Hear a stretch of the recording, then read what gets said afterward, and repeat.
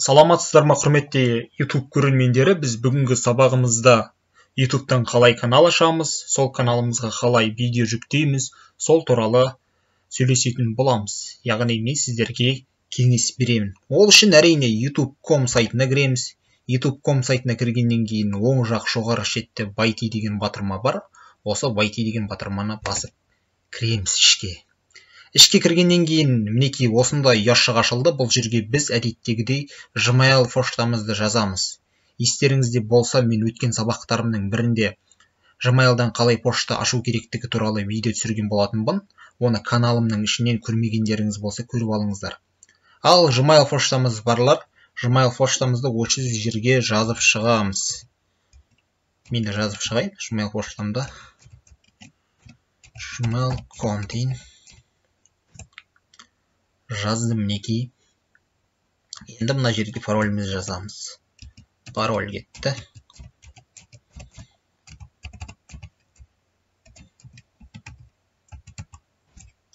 Далее деген батырманы бастық, Enter'ді бастық. Яғни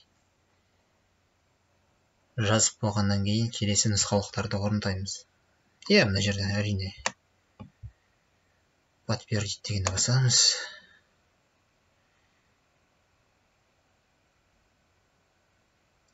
Подтвердить басылды.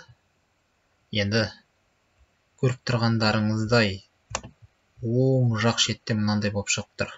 Осы жерге кіреміз. Енді создать канал дегенді басамыз. Ұмытпаймыз, создать канал дегенді басамыз.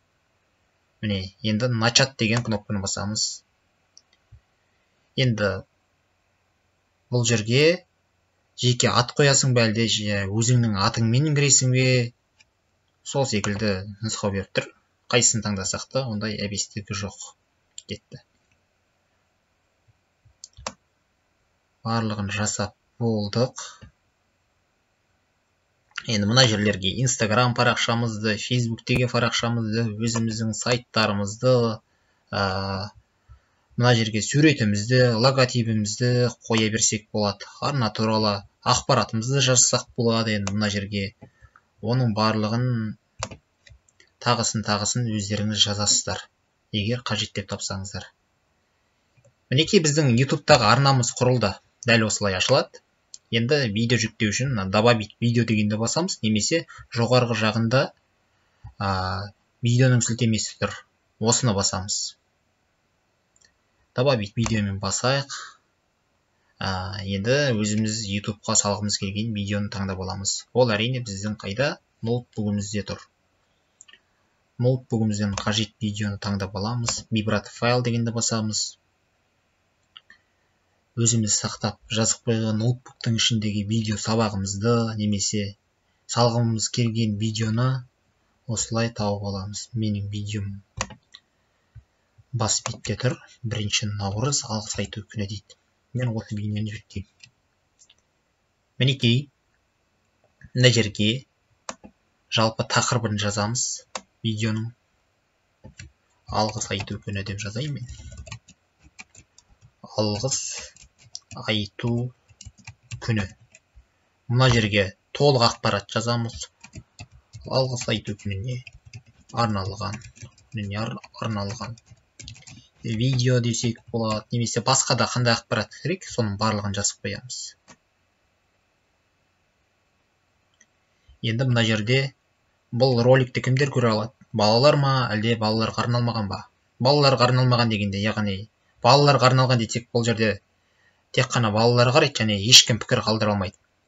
Ролик не для детей дегенді басамыз. Бұл жерде яғни 18 жасқа толмаған балалар да менің ролигімді қарай алады деген жазу осылай тұрады. Қазіргі таңда біздің бейнеміз мінекей жүктеліп жатыр. YouTube-қа жүктеліп жатыр. Мына жерде значок тұр ғой, яғни YouTube қандай сурет тұру керек. Мына сурет тұра ма, мына сурет тұра ма, мына сурет тұра ма. Не болмаса өзіміз дайындап қойған сурет болса, оны загрузить значок дегеннен компьютердің ішінен жүктеп аламыз.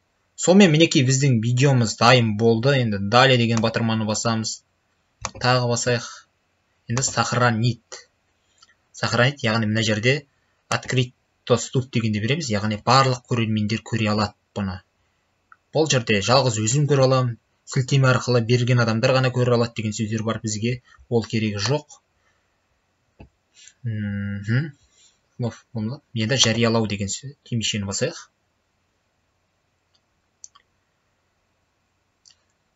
Біздің видеомыз жарияланды каналымызға. Мінекей жарияланды, көріп тұрғандарыңызға. Енді ішіне кіріп көрейік. Мінекей тұр. Мына жерден статистикасын қарасақ болады. Кім комментарий жазды, қай жерін жөндеу керек, субтитр қосамыз ба деген секілді мәселелер, бұның барлығы. Оның сіздерге қажеті жоқ. Сіздерге тек видео жүктесеңіздер болды. Мінекей видеомызға кірдік. Мінекей видео қосулы тұр. 27 наурыз 2020 жылы жүктелді. Ешқандай адам қарамаған әлі. Арнамызға кіріп көрейік. Мой канал дегенге кіреміз. Мінекей видео тұр. Келесі видеоны мына сілтемені басу арқылы, яғни осы жерді басу арқылы жүктей береміз. Әзірге айтарымыз осы. Сіздерде толғандырған сұрақтар болса, осы пікір алаңына қойсаңыздар болады. Біз сіздің сұрақтарыңызға міндетті түрде жауап береміз. Қош, есен, сау болыңыздар.